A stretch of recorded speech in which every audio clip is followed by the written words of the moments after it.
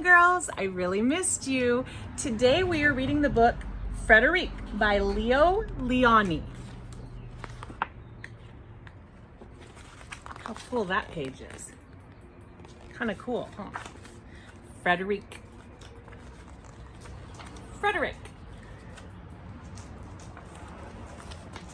Okie-doke.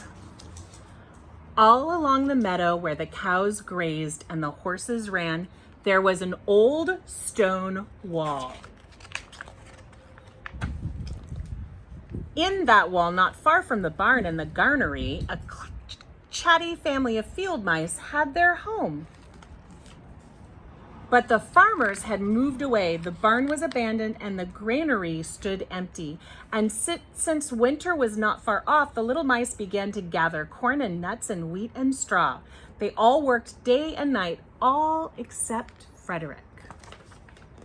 "Frederick, why do you not work?" they said. "I do work," said Frederick. "I gather sun rays for the cold, dark winter days." And when they saw Frederick sitting there staring at the meadow, they said, "And now, Frederick?" "I gather colors," answered Frederick simply, "for the winter is gray." And once Frederick seemed half asleep, "Are you dreaming, Frederick?" they asked reproachfully, which means like they're not happy. But Frederick said, "Oh no, I'm gathering words, for the winter days are long and many and we'll run out of things to say." The winter days came, and when the first snow fell, the 5 little field mice took to their hideout in the stones. In the beginning, there was lots to eat, and the mice told stories of foolish foxes and silly cats. They were a really happy family. But little by little, they had nipped up most of the nuts and berries, and the straw was gone, and the corn was only a memory. It was cold in the wall, and no one felt like chatting anymore.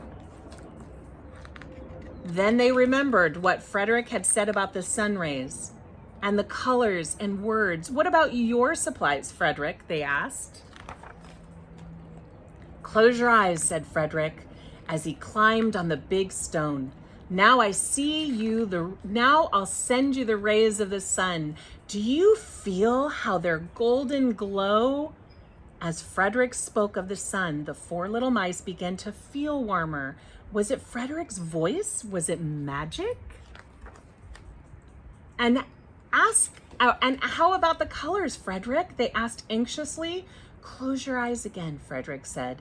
And when he told them of the blue periwinkles and the red poppies and the yellow wheat and the green leaves of the berry bush, they saw the colors as clearly as if they had been painted in their minds. "And the words, Frederick." Frederick cleared his throat, waited a moment, and then, as if from the stage, he said, "Who scatters snowflakes? Who melts the ice? Who spoils the weather? Who makes it nice? Who grows the 4-leaf clovers in June? Who dims the daylight? Who lights the moon?